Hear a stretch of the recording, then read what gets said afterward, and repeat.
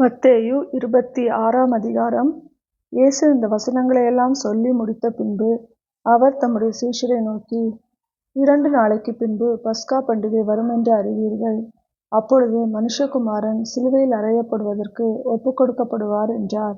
அப்பொழுது பிரதான ஆசாரியரும் வேதபாரகரும் ஜனத்தின் மூப்பரும் காய்பா என்னப்பட்ட பிரதான ஆசாரியனுடைய அரண்மனையிலே கூடிவந்து இயேசுவைத் தந்திரமாய்ப் பிடித்து கொலை செய்யும்படி ஆலோசனை பண்ணினார்கள். ஆகிலும் ஜனங்களுக்குள்ளே கலகம் உண்டாகாதபடிக்கு பண்டிகையிலே அப்படி செய்யலாகாது என்றார்கள்.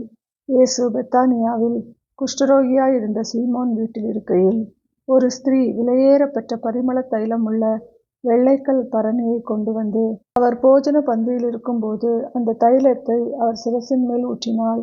அவருடைய சீஷர்கள் அதைக் கண்டு விசனமடைந்து, இந்த வீண் செலவு என்னத்திற்கு? இந்த தைலத்தை உயர்ந்த விலைக்கு விற்று தரித்திரருக்குக் கொடுக்கலாமே என்றார்கள். இயேசு அதை அறிந்து அவர்களை நோக்கி, நீங்கள் இந்த ஸ்திரீயை ஏன் தொந்தரவுப்படுத்துகிறீர்கள்? என்னிடத்தில் நற்கிரியையை செய்திருக்கிறாள். தரித்திரர் எப்போதும் உங்களிடத்தில் இருக்கிறார்கள், நானோ எப்போதும் உங்களிடத்தில் இரேன். இவள் இந்த தைலத்தை என் சரீரத்தின் மேல் ஊற்றினது என்னை அடக்கம் பண்ணுவதற்கு எத்தனமான செய்கையாயிருக்கிறது. இந்த சுவிசேஷம் உலகத்தில் எங்கெங்கே பிரசங்கிக்கப்படுமோ அங்கங்கே இவளை நினைப்பதற்காக இவள் செய்ததும் சொல்லப்படும் என்று மெய்யாகவே உங்களுக்கு சொல்லுகிறேன் என்றார். அப்பொழுது 12 ஒருவனாகிய யூதாஸ்காரியோத்து என்பவன் பிரதான ஆசாரியரிடத்திற்குப் போய், நான் அவரை உங்களுக்கு காட்டிக் கொடுக்கிறேன், நீங்கள் எனக்கு என்ன கொடுக்கிறீர்கள் என்றான். அவர்கள் அவனுக்கு 30 வெள்ளிக்காசை கொடுக்க உடன்பட்டார்கள். அது முதல் அவன் அவரை காட்டிக் கொடுப்பதற்கு சமயம் பார்த்து கொண்டிருந்தான். புளிப்பில்லாத அப்ப பண்டிகையின் முதல் நாளிலே சீஷர்கள் இயேசுவினிடத்தில் வந்து, பஸ்காவை புசிப்பதற்கு நாங்கள் எங்கே உமக்கு ஆயத்தம் பண்ண சித்தமாயிருக்கிறீர் என்று கேட்டார்கள். அதற்கு அவர், நீங்கள் நகரத்திலே இன்னானிடத்திற்குப் போய், என் வேளை சமீபமாயிருக்கிறது, உன் வீட்டிலே என் சீஷரோடே கூட பஸ்காவை ஆசரிப்பேன் என்று போதகர் சொல்லுகிறார் என்று அவனுக்கு சொல்லுங்கள் என்றார். இயேசு கற்பித்தபடி சீஷர்கள் போய் பஸ்காவை ஆயத்தம் பண்ணினார்கள். சாயங்காலமான போது 12 கூட அவர் பந்தியிருந்தார். அவர்கள் போஜனம் பண்ணுகையில் அவர், உங்களில் ஒருவன் என்னை காட்டிக் கொடுப்பான் என்று மெய்யாகவே உங்களுக்கு சொல்லுகிறேன் என்றார். அப்பொழுது அவர்கள் மிகவும் துக்கமடைந்து அவரை நோக்கி, ஆண்டவரே, நானோ நானோ என்று ஒவ்வொருவராய் கேட்கத் தொடங்கினார்கள். அவர் பிரதியுத்தரமாக, என்னோடே கூட தாளத்தில் கையிடுகிறவனே என்னை காட்டிக் கொடுப்பான். மனுஷகுமாரன் தம்மை குறித்து எழுதியிருக்கிறபடியே போகிறார். ஆகிலும் எந்த மனுஷனால் மனுஷகுமாரன் காட்டிக் கொடுக்கப்படுகிறாரோ அந்த மனுஷனுக்கு ஐயோ! அந்த மனுஷன் பிறவாதிருந்தானால் அவனுக்கு நலமாயிருக்கும் என்றார். அவரை காட்டிக் கொடுத்த யூதாசும் அவரை நோக்கி, ரபி, நானோ என்றான். அதற்கு அவர், நீ சொன்னபடிதான் என்றார். அவர்கள் போஜனம் பண்ணுகையில் இயேசு அப்பத்தை எடுத்து ஆசீர்வதித்து அதைப் பிட்டு சீஷர்களுக்கு கொடுத்து, நீங்கள் வாங்கி புசியுங்கள், இது என்னுடைய சரீரமாயிருக்கிறது என்றார். பின்பு பாத்திரத்தையும் எடுத்து ஸ்தோத்திரம் பண்ணி அவர்களுக்கு கொடுத்து, நீங்கள் எல்லாரும் இதிலே பானம் பண்ணுங்கள், இது பாவ மன்னிப்புண்டாகும்படி அநேகருக்காக சிந்தப்படுகிற புது உடன்படிக்கைக்குரிய என்னுடைய இரத்தமாயிருக்கிறது. இது முதல் இந்த திராட்சைப்பழ ரசத்தை நவமானதாய் உங்களோடே கூட என் பிதாவின் ராஜ்யத்திலே நான் பானம் பண்ணும் நாள் வரைக்கும் இதை பானம் பண்ணுவதில்லை என்று உங்களுக்கு சொல்லுகிறேன் என்றார். அவர்கள் ஸ்தோத்திர பாட்டை பாடின பின்பு ஒலிவ மலைக்கு புறப்பட்டு போனார்கள். அப்பொழுது இயேசு அவர்களை நோக்கி, மேய்ப்பனை வெட்டுவேன், மந்தையின் ஆடுகள் சிதறடிக்கப்படும் என்று எழுதியிருக்கிறபடி இந்த ராத்திரியிலே நீங்கள் எல்லாரும் என் நிமித்தம் இடறல் அடைவீர்கள். ஆகிலும் நான் உயிர்த்தெழுந்த பின்பு உங்களுக்கு முன்னே கலிலேயாவுக்கு போவேன் என்றார். பேதுரு அவருக்கு பிரதியுத்தரமாக, உமது நிமித்தம் எல்லாரும் இடறல் அடைந்தாலும் நான் ஒரு காலும் இடறல் அடையேன் என்றான். இயேசு அவனை நோக்கி, இந்த ராத்திரியிலே சேவல் கூவுகிறதற்கு முன்னே நீ என்னை 3 தரம் மறுதலிப்பாய் என்று மெய்யாகவே மெய்யாகவே உனக்கு சொல்லுகிறேன் என்றார். அதற்கு பேதுரு, நான் உம்மோடே மரிக்க வேண்டியதாயிருந்தாலும் உம்மை மறுதலிக்க மாட்டேன் என்றான். சீஷர்கள் எல்லாரும் அப்படியே சொன்னார்கள். அப்பொழுது இயேசு அவர்களோடே கெத்சமனே என்னப்பட்ட இடத்திற்கு வந்து சீஷர்களை நோக்கி, நான் அங்கே போய் ஜெபம் பண்ணும் அளவும் நீங்கள் இங்கே உட்கார்ந்திருங்கள் என்று சொல்லி பேதுருவையும் செபதேயுவின் குமாரர் இருவரையும் கூட்டிக் கொண்டு போய் துக்கமடையவும் வியாகுலப்படவும் தொடங்கினார்.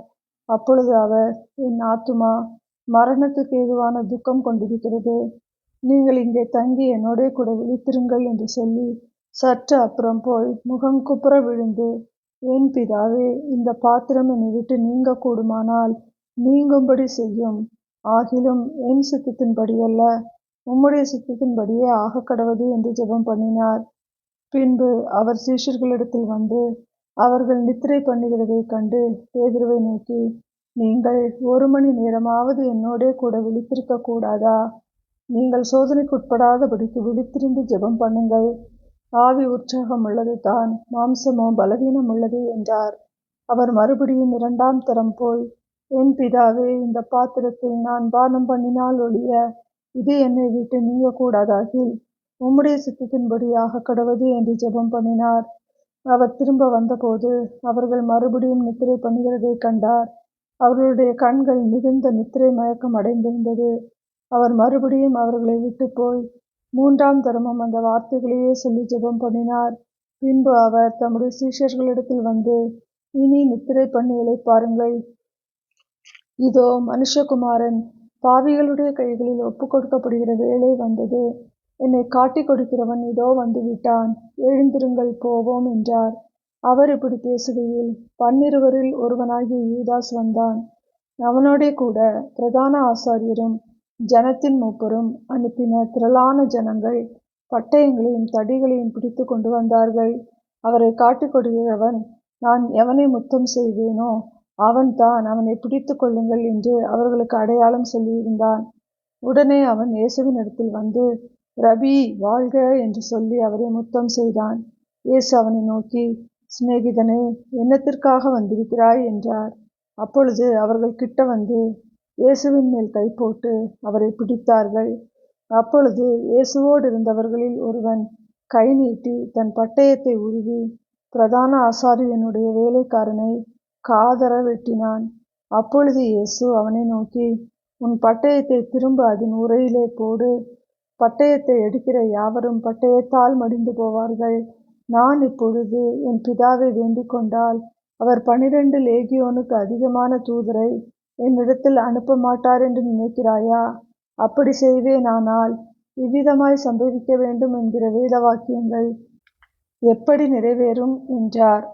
அந்த வேளையிலே இயேசு ஜனங்களை நோக்கி, கள்ளனை பிடிக்க புறப்படுகிறது போல நீங்கள் பட்டயங்களையும் தடிகளையும் எடுத்துக்கொண்டு என்னை பிடிக்க வந்தீர்கள். நான் தினந்தோறும் உங்கள் நடுவிலே உட்கார்ந்து தேவாலயத்தில் உபதேசம் பண்ணி கொண்டிருந்தேன். அப்பொழுது நீங்கள் என்னை பிடிக்கவில்லையே.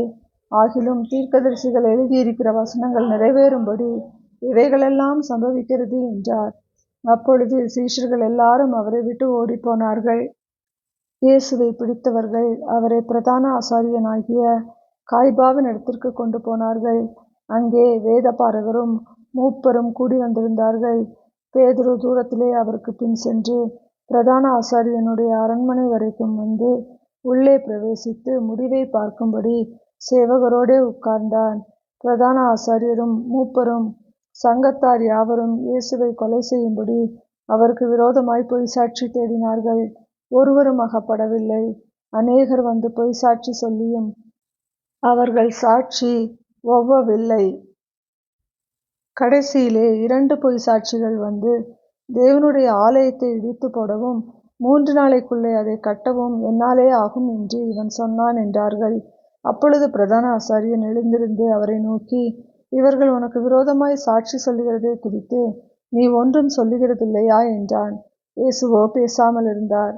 அப்பொழுது பிரதான ஆசாரியன் அவரை நோக்கி, நீ தேவனுடைய குமாரனாகிய கிறிஸ்துதானா? அதை எங்களுக்கு சொல்லும்படி ஜீவனுள்ள தேவன் பேரில் உன்னை ஆணையிட்டு கேட்கிறேன் என்றான். அதற்கு இயேசு, நீர் சொன்னபடிதான். அன்றியும் மனுஷகுமாரன் சர்வ வல்லவருடைய வலது பார்சத்தில் வீற்றிருப்பதையும் வானத்தின் மேகங்கள் மேல் வருவதையும் இது முதல் காண்பீர்கள் என்று உங்களுக்கு சொல்லுகிறேன் என்றார். அப்பொழுது பிரதான ஆசாரியன் தன் வஸ்திரங்களை கிழித்து கொண்டு, இவன் தேவ தூஷணம் சொன்னான். இனி சாட்சிகள் நமக்கு வேண்டியதென்ன? இதோ இவன் தூஷணத்தை இப்பொழுது கேட்டீர்களே, உங்களுக்கு என்னமாய் தோன்றுகிறது என்று கேட்டான். அதற்கு அவர்கள், மரணத்துக்கு பாத்திரனாய் இருக்கிறான் என்றார்கள். அப்பொழுது அவருடைய முகத்தில் துப்பி அவரை குட்டினார்கள். சிலர் அவரை கன்னத்தில் அறைந்து, கிறிஸ்துவே, உம்மை அடித்தவன் யார்? அதை ஞான திருஷ்டியினால் எங்களுக்குச் சொல்லும் என்றார்கள்.